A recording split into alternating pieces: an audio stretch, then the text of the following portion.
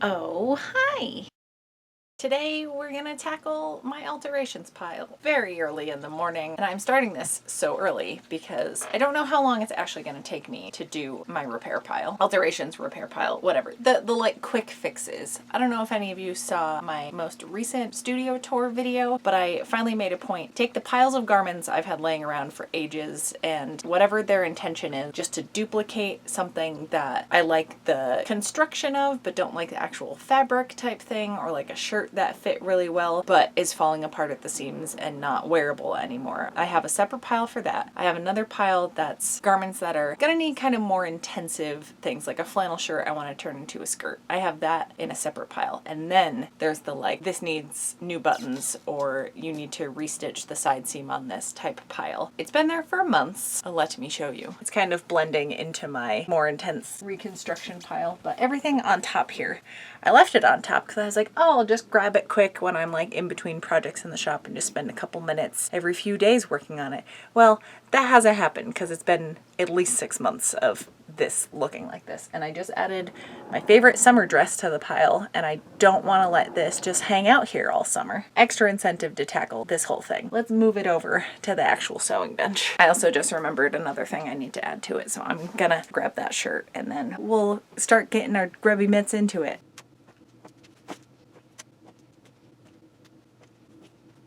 Okay, quick fix mountain over here. It's funny, I don't even necessarily remember what each project had issues with. I kind of forgot about this guy. This is a super old Sewing Nerd video when I overhauled my Jack Harkness t-shirt. Is like a T-Fury purchase. I also have the David Tennant playing card version of this. And I made this fun little peplum at the bottom. And it's funny, like this is so not like, I don't go for earth tones, and this is like one of the earthiest possible colors, but thankfully there's a lot of blue going on so I can keep it within my color scheme. Oh yeah, so everywhere I attached the peplum box pleat fabric together, that has completely shredded. I do think this will actually go together pretty quickly. So I'm gonna do this and then move on to the next thing. Part of me wants to go through everything and assess and then figure out what to start on first, but that's what always happens when I start looking through it, and I'm like, okay, I'll separate these, do these all at once, and I'll get everything organized, and then something will happen and I won't do it. So my plan of attack is to just grab whatever's on top, do that, then move on to the next one. Overall, probably less efficient, but nothing's efficient if you don't actually do it in the first place. Although, so listen, I don't know that I'm in love with these box pleats. What else would I do with it though? Because I do like the shoulder detail, having these little fake epaulette things. I specifically remember trying to iron this shirt and having that process go tits up. It does look like I'll have to unpick the top of the box plate where it's attached, because I sewed all the pieces together and then attached it to the bottom. Seams aren't gonna line up if I don't like take it apart and then reattach it, which is probably why I avoided doing this for so long. Not that it's gonna take that much longer, but it's like one extra step, you know? Okay, I fixed it. I'm debating if I even want this on here. Sure, keep these. I think they have a fun added detail. Do I want the box pleats? They're also hitting. It's like drop waist almost, where peplums are generally higher. Point of fixing this is because I wasn't wearing it. Will I wear it now that it's fixed as is? I don't think so. Will I wear it if these are stitched down and if I take the peplum off? I think so. And because I didn't have my surgery yet when I did this, I still have like the original bottom hem of the shirt intact. I think I'm gonna seam rip the box pleats off and top stitch these down. Okay, this is back to its like original bottom, and I tacked these down, and I like how this is looking a lot more. I can definitely see myself wearing this now. Okay, so I cheated with the second one. I did have to repair a rip in the armpit of one of these, but then I was looking at the shirt and like, it was a long sleeve. I cut this much off of it, and I realized how I don't have a video on shortening a sleeve and making a cuff, so I just filmed a separate video for that. Just in case you were wondering what the fate of this henling was, as I shortened it and made cute little cuffs and repaired the armpit seam. I'm excited! I'm only on my second garment and we're already nearing lunchtime. I actually already broke for like a late breakfast, early lunch. I made a bowl of top ramen, but I added an egg and hot sauce to it, so it was kind of breakfasty. So, on to the next thing in the pile. Oh yeah! So I think I just need to take this in. Oh, and I didn't like how the lace was. The upside of having a shirt like this is it's reversible. There's no front or back to it. And yeah, it's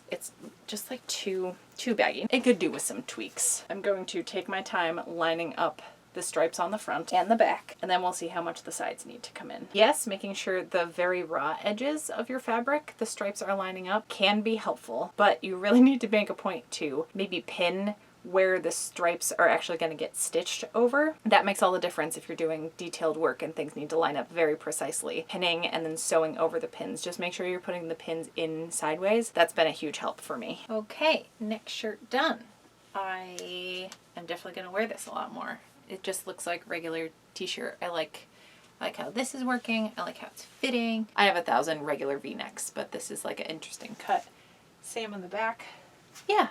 I like it. I like it a lot. It's definitely going to get worn now, which is the point. Okay, next in the pile. Yeah. I think the only issue with this is that it's too small for me, right? It has the pockets. It's gathered fine. I think it's just that it's too small and that I was going to make it fit me, but then I reopened my Etsy shop and maybe selling something like this would be more beneficial. This is how it looks. I mean, obviously I have my pajamas on underneath, but like this seems fine.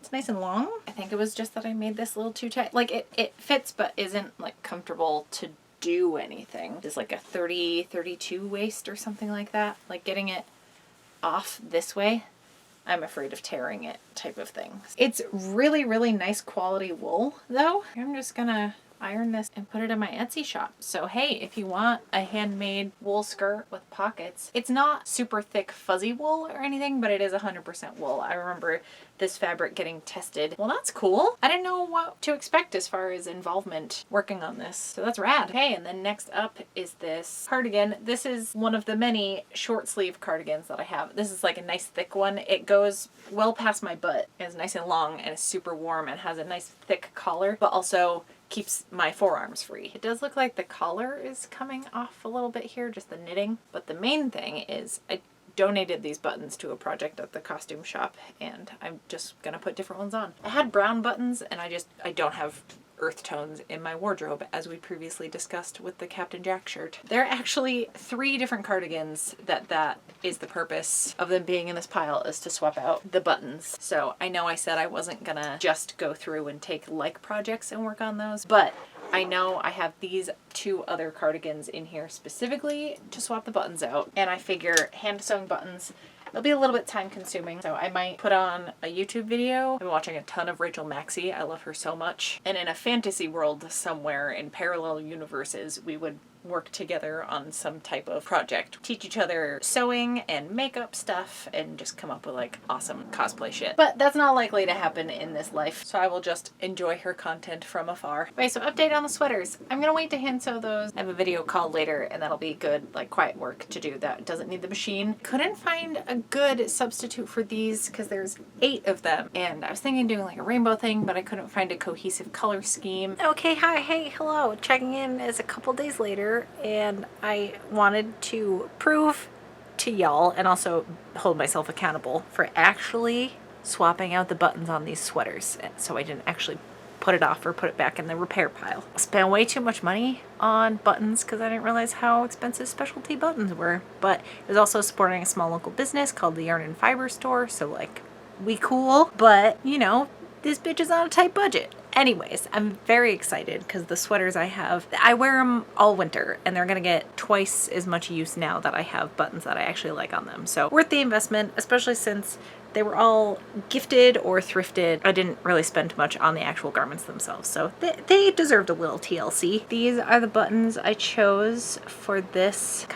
It's mostly gray, but it has little like specks of other colors. I'm in a very weirdly lit room, so this probably isn't super helpful. And that short sleeve gray one I had, I think I'm the most excited about this one because I put blue, purple, and pink buttons on it. It has a little pop, and there's 6 buttons, so I have 2 of each color. Not that any of this is showing up, but yeah, I'm excited. It's gonna give a little brightness because I do wear a lot of gray, especially for my outer layers, so it'll just brighten it up a little bit. And here is a photo of the buttons I switched on the other sweater that I'm not sure where I put it. It's either in my car or somewhere stuffed under a pile of other stuff in my sewing room. I don't really want to dig it out right now, to be honest, because I'm gonna start editing this right now. Okay, back to whatever else I was talking about in the rest of the video. P.S. Thank you all for being the best. I like y'all a lot. Okay, back to the thing. I also had a pair of pajama pants in this pile. They do only have a rip here, but then I was feeling around the rest of the fabric and it is very threadbare, which is why it ripped in the first place. So I'm just going to use the flannels for scraps. I have lots of projects that I like using flannel for. I have a whole bin dedicated to it. Next is this scarf I found at a thrift store. It's very flowy but not heavy. I just don't like the tassels and turn everything into an infinity scarf. Therefore, I'm going to attach the ends together. It looks like they're all just wrapped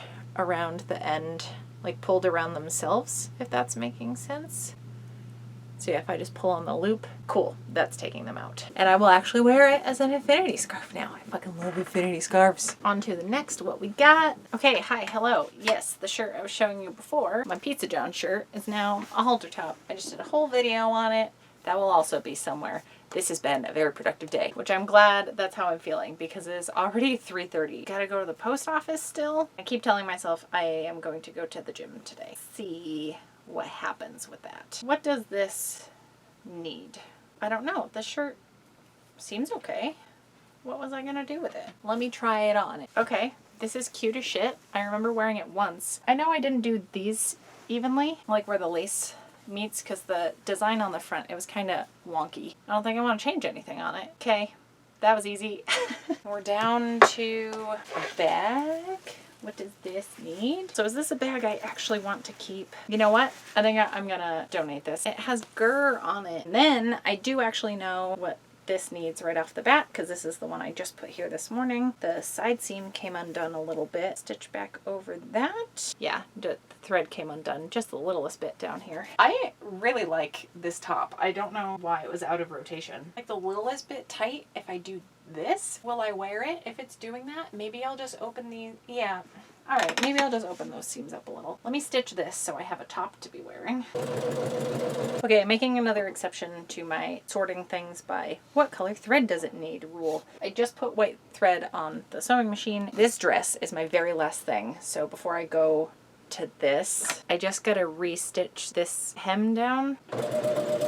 Okay, that's this baby all sorted out. And because everything here is intentionally left like raw edges, I'm gonna like recut the bottom of the armhole, and then wherever the side seam ends, I'm just gonna re-tack that to make sure it doesn't come apart. Okay, I hope this has been interesting. Maybe it's inspired you to tackle your repair pile that you've maybe been trying to ignore for way too long. I did mention that skirt going into my Etsy shop. I'll link to that in the description if you want to check it out. And thank you so much to all my patrons over on Patreon if you want to come hang out over there. I'll also put a link to that in the description as well. I am very warm and I'm gonna go to the gym for some reason. That's what I feel like doing right now. So I'm gonna ride that train because that never happens. And I'll see y'all back here with another video on Saturday. Thanks for hanging out.